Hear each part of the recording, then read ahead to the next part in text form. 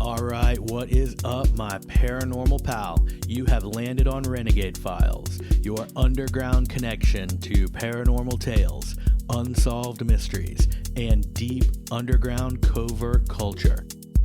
I'm your host, Lex Gordon, broadcasting a pirate radio signal from the Jungle Villa outpost deep in the uncharted tropics.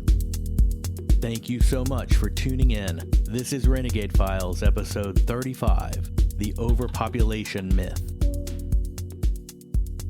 The world is overpopulated, and the growth of humanity is constantly increasing, doubling even, every few years. Soon the Earth will be unable to support us all, because the planet won't be able to provide enough air, water, food, and space for everyone, and we will all starve.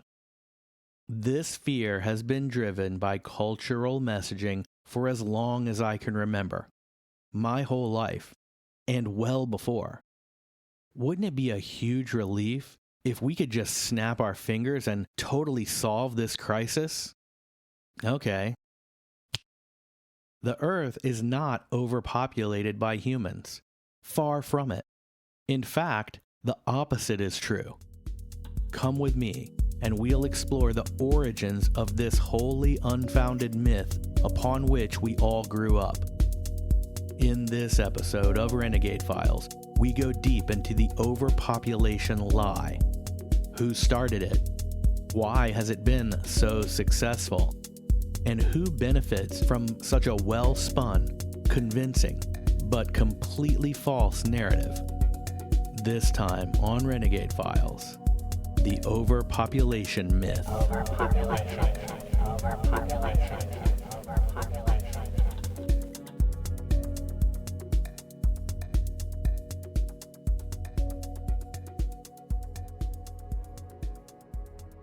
Origins of misconception.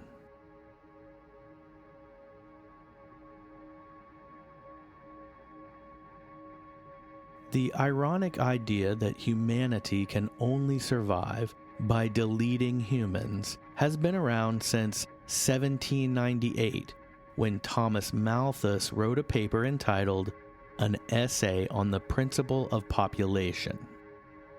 In this document, Malthus claimed that human population growth would eventually overwhelm the planet's natural resources and cause starvation. He suggested that the only way to stop that from happening was through controlling the growth of the population, and his basic suggestion was to focus such efforts on the poorer classes and underdeveloped populations who tended to procreate at higher rates. According to him, one early example of his influence on legislation was the English Poor Law Amendment Act of 1834. This law leveraged the Malthus overpopulation scare to restrict food and other essential supplies being given to the poor in an effort to stem population growth and save the world, or at least save England. And it is only one example of many such misinformed laws over the ages. Malthusian theory, as it is called, has unfortunately influenced legislation, public opinion, political attitudes, and broad beliefs about the world for hundreds of years at this point. Then, a second wave of overpopulation scare came to us through the dark and disturbing ideas behind what is known as eugenics, which is applying selective reproduction practices to either achieve preferred offspring traits or to reduce the procreation of people with undesirable traits. And you can see how quickly and how badly that could go, because who decides the traits? And we end up with disasters of human rights violations. Nazi Germany was big into eugenics as a way to get rid of what they called undesirables. Just a historical fact, but this idea isn't only relegated to the dusty books of history. And here's a little zinger that you may not have heard about before. The California prison system forcibly sterilized 1,400 female inmates between 1997 and 2003, most of them without their knowledge. It is unknown how many were sterilized against their will from 2003 to 2014 because those records went dark due to attorney Cynthia Chandler, who started working to pass a bill that bans forced sterilizations in prisons. She began that work in 2003. Court documents revealed that the California prisons coded these procedures as, quote, medically necessary, so the state taxpayers would ultimately pay for them. One case involved a 24-year-old inmate who was told she had cancer and that she would have to have a hysterectomy to survive.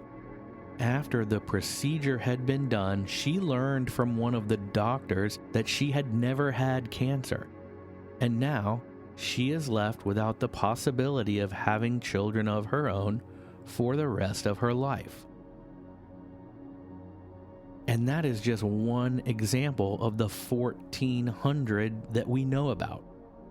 All of this was absolutely practiced as a way to control the procreation of those whom the state believed to be unworthy.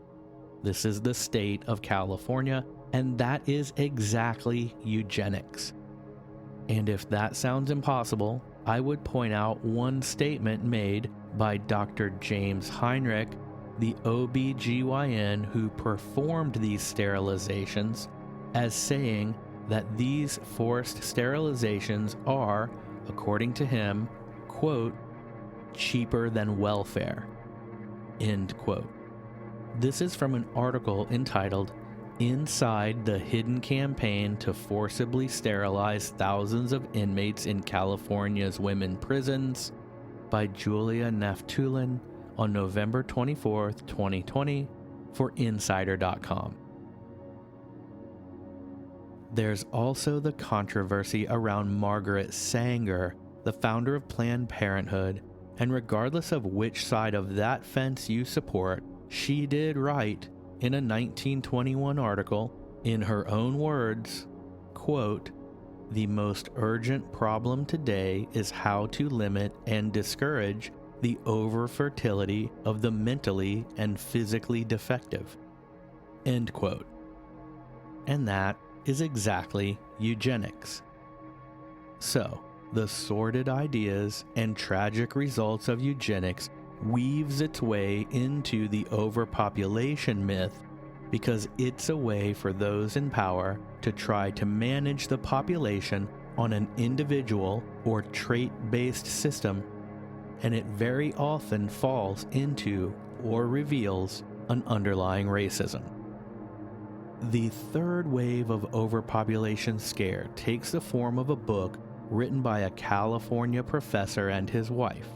The Thomas Malthus overpopulation essay became the basis for the 1968 book, The Population Bomb, which was financed and largely controlled by the Sierra Club and written by Stanford University professor Paul R. Ehrlich. The book was also co-authored by Ehrlich's wife, Anne Howard Ehrlich, also a Stanford professor at the time, but the Sierra Club refused to list her as a co-author, for whatever reason. The book has been widely criticized for its alarmist tones and ridiculed because its dire predictions failed to materialize. But it did drive generations into overpopulation fears and influenced many resulting policies. These policies found their way into legislation, they found their way into protocol, and they found their way into the educational system. The Sierra Club would also eventually come to disavow the premise and positions of the book, and we'll get into that later. The book, The Population Bomb, argues that the existing population, that is the population in 1968 when the book was written, was not being fed adequately, but that it was also growing rapidly. so there would soon be too little food for everyone. The book suggests, quote, "We must rapidly bring the world population under control, reducing the growth rate to zero or making it negative. Conscious regulation of human numbers must be achieved." End quote. The population bomb also puts forth these other Orwellian ideas. Adding temporary sterilants to the water supply or staple foods. Taxing families at higher rates for each additional child they have. Putting luxury taxes on childcare goods. Promoting incentives for men who agree to permanent sterilization. The population bomb also proposed creating a federal Department of Population and Environment, which should, and I quote, "be set up with the power to take whatever steps are necessary to establish a reasonable population size in the United States." End quote. According to the book, this federal department should support research into population control, better contraceptives, mass sterilization, and prenatal sex identification so that families could choose to have a male child and not complete to term a female child in order to reduce the birth rate. Remember, both authors of this book were Stanford University professors. The Ehrlichs also suggest that the U.S. enact these measures upon their own citizens first, before they impose them on the real culprits of overpopulation, the third world countries, in order to avoid accusations of racism. I'm telling you, this book is a disaster. And these professors both stand behind this book 90% to this day. In the population bomb's opening lines, the authors state that nothing can prevent famines in which hundreds of millions of people will die during the 1970s. This didn't happen, and so they changed the deadline to the 1980s in later editions, but it still did not happen. Now, yes, we have hunger problems in certain areas of the world, in certain populations of America, but these are political corruption and resource mismanagement issues, poverty issues, and not population issues. The Indian economist and Nobel Memorial Prize winner, Amartya Sen, has argued that nations with democracy and a free press have virtually never suffered from extended famines. And a 2010 United Nations report stated the percentage of the world's population who qualifies as undernourished has fallen by more than half, from 33% to about 16%, since the Ehrlichs published The Population Bomb. The book also predicted that it was already far too late to prevent a substantial increase in the global death rate. The idea being that the more people there are, the more crime there will be, the less resources there will be, and inevitably, the more people will die sooner. However, in reality, the global death rate has continued to decline substantially since then, from 13 in 1,000 in 1965 to 10 in 1,000 in 1990. And even though the population of the world has more than doubled, the calories consumed per person has actually increased by 24%. This leads us to another point which makes the ideas in the Population Explosion book null and void.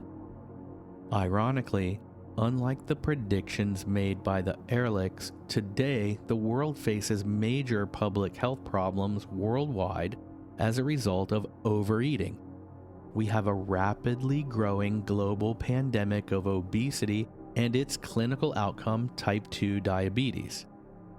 And this is no longer just an American problem, although probably shows its face the worst here.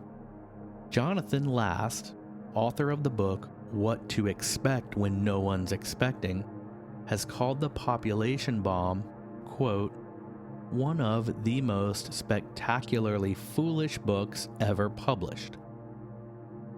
And recall that I mentioned the fact that the Sierra Club, who is instrumental in initially getting the population bomb published, has since switched its position on the matter. In a new article on the Sierra Club website entitled The Overpopulation Myth and Its Dangerous Connotations, we read, the mainstream environmental movement has an uncomfortable history regarding race and equity. While Sierra Club and other organizations are actively working to improve in this arena, some problematic narratives still exist. One of these is the claim that drastic population reduction measures are necessary to reach our climate goals. We, as environmentalists, must flatly reject this theory. It is both factually incorrect and deeply racist. In fact, the very roots of the modern population control movement are racist. Commonly traced back to the 1968 book, The Population Bomb, which the Sierra Club helped to get published, remember, Sierra Club must reckon with its own role in this history. And that's all of the article we'll go into, but you get the point. Even the Sierra Club, one of the most famous environmental groups ever, agrees that the ideas of overpopulation and the need for drastic population reduction measures come from sketchy beginnings and are, as they plainly say, factually incorrect. So, how has this been so successful? How has this fake news succeeded? Well, there are a few reasons. Not the least of which is the lockstep compliance and repetitive info battering of the mainstream media when it comes to official narrative spin. The large government and the big companies say resources are scarce to drive prices up, and they prove it with limited hangouts of one-sided numbers and Chicken Little, the sky is falling type doom. And to be frank, people believe it because they saw it on television. Another reason that the overpopulation myth is so compelling is that, for the most part, we as humans all live together. We collect in the cities and generally around the coastlines, and everywhere we look we see other people, and it does seem like more are moving to town every day. Who opened the gate is what my grandmother used to say about people moving to our area. She wouldn't believe it if she were here now. Where I live in the uncharted tropics, an amount of people equal to the population of Orlando, Florida, moves to the state every year. And enormous numbers of people live here in the winter, then leave again in the summer. And many of both these seasonal residents and the newly relocated migrants delight in telling us how superior the place they just moved from is when compared to this place they just moved to.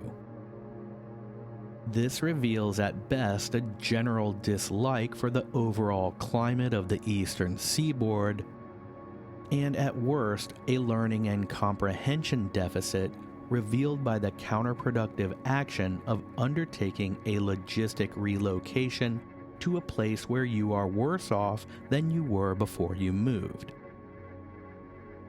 The point is, we live around other people, and everywhere seems to get more and more crowded every day, so when the news or a book tells us that the world is overpopulated, we easily believe it. The reality is that the Earth is enormous, particularly when you compare it to the human population. Let's look at some of the numbers from a logical standpoint. 71% of the Earth's surface is water. So right away, the vast majority of the planet is uninhabited by humans. Of the remaining 29% of the Earth, a study carried out by Conservation International found that 46% of the world's landmass is wilderness, so roughly half of the dry land on Earth. Now yes, there are other studies and the definitions of wilderness can vary, so the percentages do as well, but the point is that far more of our planet is wild than we would naturally guess, mainly because we all live together. Fly from Texas to California and look down. Fly from Tallahassee to Key West and do the same. Enormous areas of the country are essentially empty terrain. Look at a map of the populated areas of Canada, or Australia, or Russia. Virtually empty. Plankton makes up 3 times more biomass than all 7 billion humans combined. Every person in the world could fit on the island of Zanzibar. If every human on the planet all went to Antarctica at once and stood together, we would barely take up 1/10 of it. On a map, if you draw a perfect circle that encloses China, India, and Japan, more people live inside that circle than live outside of it. So, while we may have problems of starvation, freshwater access, or deforestation in parts of the world, these are not the results of overpopulation, but rather the results of poor central planning, misallocation of resources, natural disaster, and/or political corruption. So, who benefits? The idea that overpopulation is the root cause of environmental and economic disaster is a dangerous one.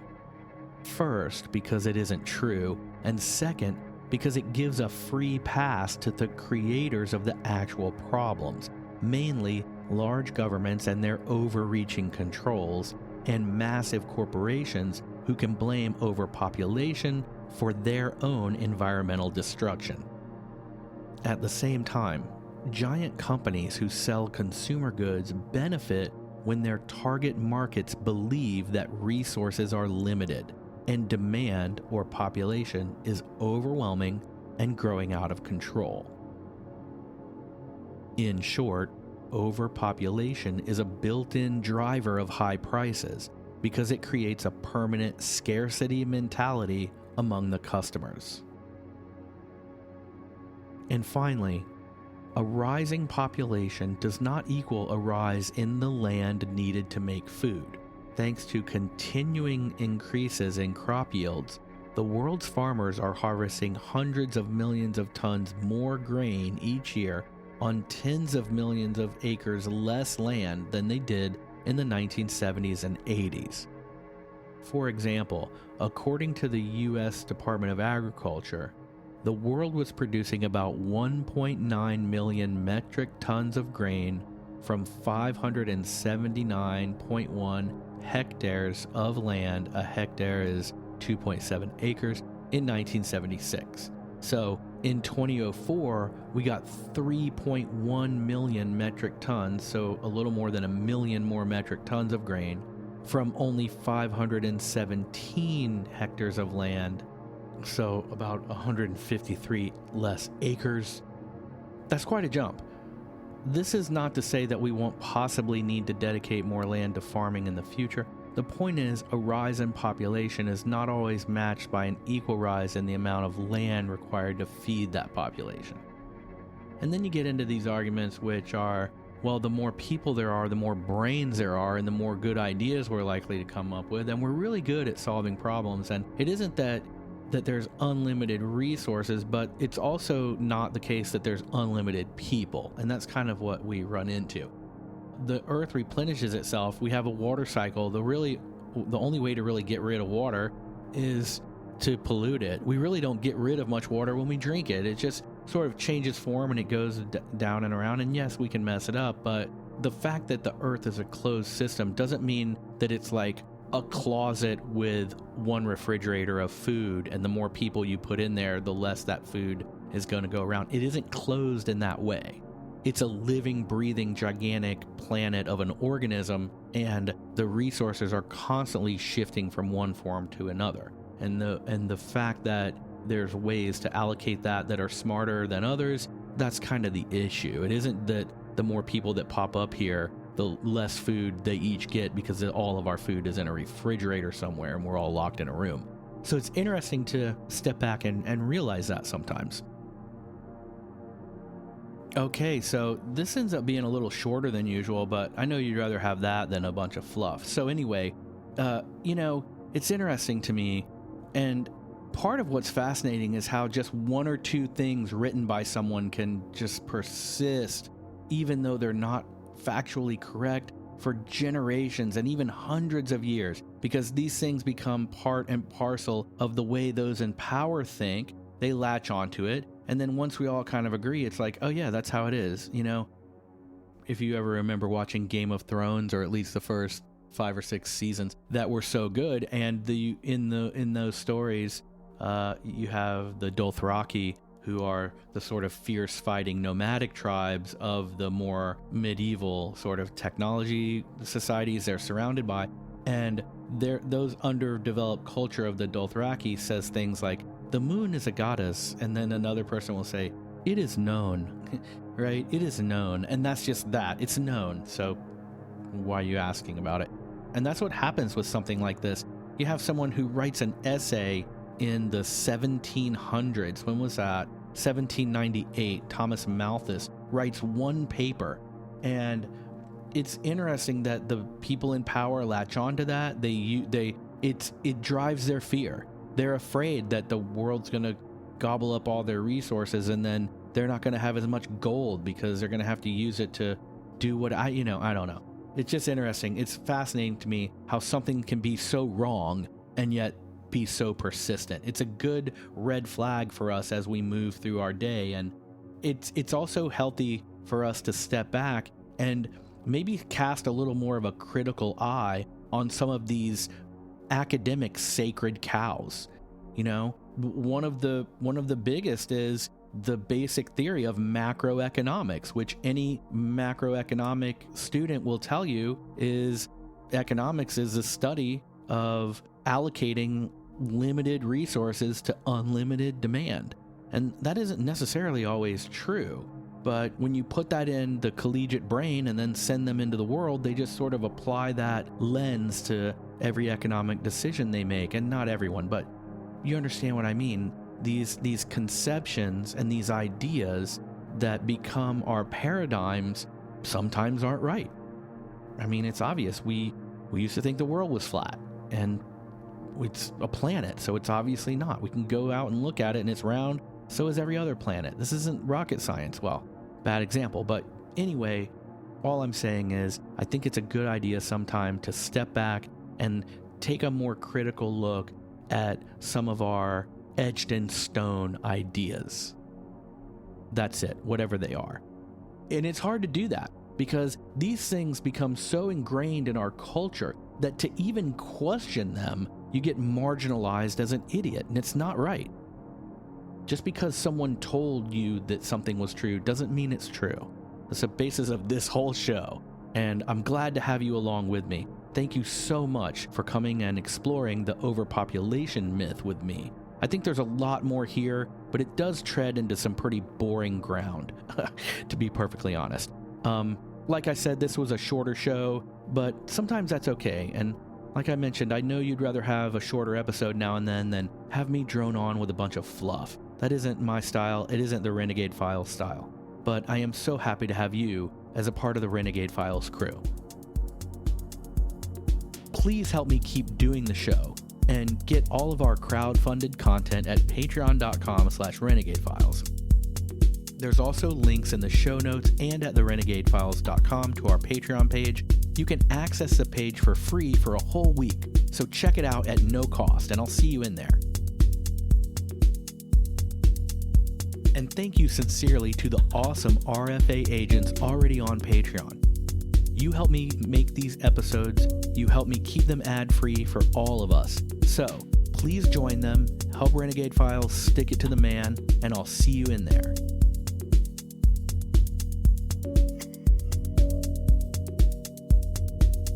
Until our next adventure, I am your host, Lex Gordon.